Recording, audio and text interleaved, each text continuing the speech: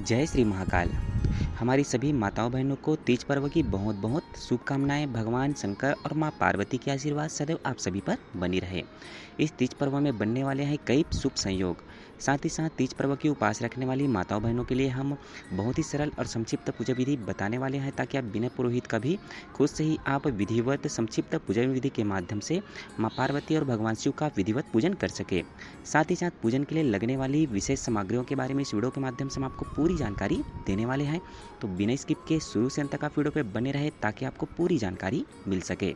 साथ ही हमारी वीडियो अच्छी लगी तो वीडियो को लाइक करके चैनल को सब्सक्राइब कर बेल आइकन की घंटी को आप जरूर से दबा दें, ताकि प्रत्येक नई नई धार्मिक आध्यात्मिक वीडियो लगातार आपको मिलती रहे। साथ ही कमेंट में हर हर महादेव जरूर लिखें। आप सभी माताओं बहनों को पता होगा कि हरितालिका तीज का बहुत ही विशेष महत्व हमारे शास्त्रों में बताया गया है। जो भी माताएं बहनें तीज पर्व का श्रद्धा भाव के साथ व्रत करती हैं, उनको माँ पार्वती और भगवान शिव की कृपा उन पर हमेशा प्राप्त होती है।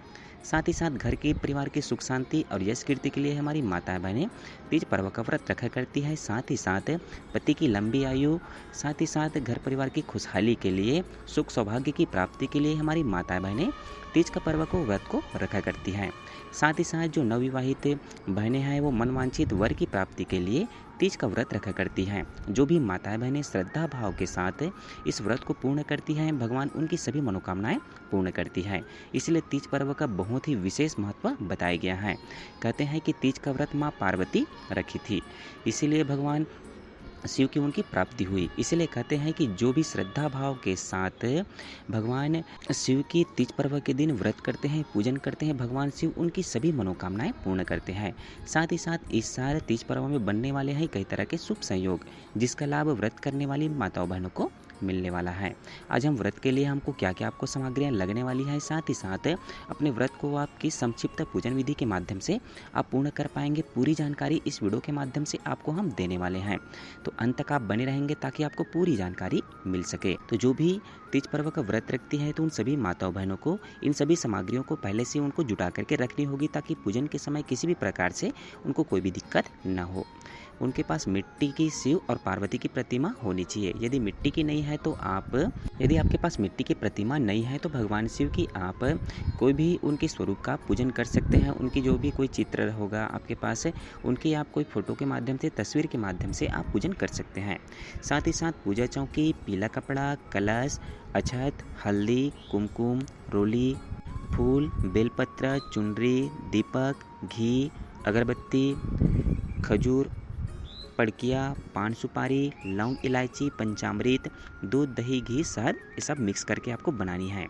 साथ ही लोटा, व्रत कथा की किताब, फूलमाला, मौली, तुलसी और 16 श्रृंगार जो माँ पार्वती को आपको अर्पित करनी है। तो ये सभी सामग्रियाँ आपको पूजन के लिए लगने वाली हैं।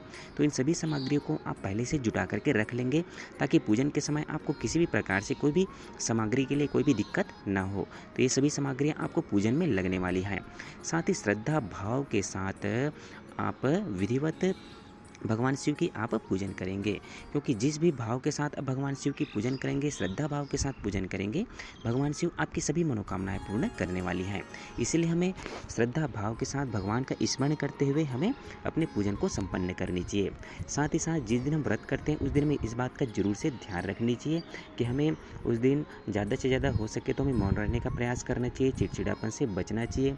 उसके साथ ही साथ जो कई तरह की जो गुस्सा होती है, चिड़चिड़ापन होता है, कई कि हमारे अंदर जो बुराइयां रहती हैं उन सब से हमें बचने का प्रयास करना चाहिए, क्योंकि व्रत के दिन हम ज़्यादा से ज़्यादा कोशिश करें कि भगवान का मन ही मन स्मरण करें। साथ ही साथ जिस दिन आप व्रत करेंगी, उस व्रत करने के पूर्व आप सबसे पहले भगवान व्रत का आप संकल्प लेंगे। संकल्प लेने के बाद आप भगवान से प्रार्थना करेंगे कि जिस उद्देश्य और जिस कामना को लेकर के आप भगवान की व्रत करने वाली हैं, भगवान उसे पूर्ण करे, पूर्णता तक पहुँचाए। ऐसी आपको प्रार्थना करते हुए भगवान का व्रत के लिए आपको संकल्प करेंगे। साथ ही संकल्प करने के बाद आसन लगा करके बैठ करके पूजन करके आप भगवान के मंत्र का कम से कम 108 बार, 11 बार या 51 बार अपने समय अनुसार जरूर से उनके मंत्र का जप करेंगे, स्मरण करेंगे। इस तरह से आप अपने व्रत का संकल्प करके अपने व्रत को आप पूर्ण करेंगे। जिस दिन आप व्रत को अपना पूर्ण करेंगे उस दिन आपको विधिवत भगवान की पूजन करनी है। पूजन करने के बाद आपको अपने व्रत को तोड़नी है। तो माताओं बहनों, व्रत को पूर्ण करने के लिए, पूजन करने के लिए हम आपको बहुत ही सरल और संक्षिप्त पूजा विधि आपको बताने वाले हैं। इस सरल और संक्षिप्त पूजा विधि के माध्यम से आप अपने व्रत को पूर्ण कर पाएंगे। तीज पर्व के लिए उपवास करने के लिए हम तो सामग्रियां आपको बता चुके हैं, तो आपको पूजन करनी है तो विधिवत आप कैसे पूजन करेंगे। तीज में श्री भगवान गणेश, भगवान शिव और माता पार्वती की आपको विशेष हाथ में पुष्प लेकर के उनकी पूजन करना है। भगवान से प्रार्थना करना है कि आप जिस कामना को लेकर के अपने व्रत कर रही हैं, भगवान उसे पूर्ण करें। उसके साथ ही साथ मिट्टी से तीनों की प्रतिमा बनाएं, साथ ही भगवान गणेश को तिलक करके उनकी दुर्वा से अर्पित करें। साथ ही भावना के साथ आपको पूजन करना है, साथ ही भगवान के मंत्र का स्मरण करते हुए आपको अपना पूजन को पूर्ण करना है। इसके बाद आप भगवान शिव को फूल, बेलपत्र, समीपत्र अर्पित करें और माता पार्वती के लिए जो आप श्रृंगार रखे रहेंगे, उस श्रृंगार को माता पार्वती को श्रद्धा भाव के साथ अर्पित करनी है। साथ ही साथ तीनों देवताओं को वस्त्र अर्पित करने के बाद तीज व्रत का कथा आपको जरूर से सुननी चाहिए।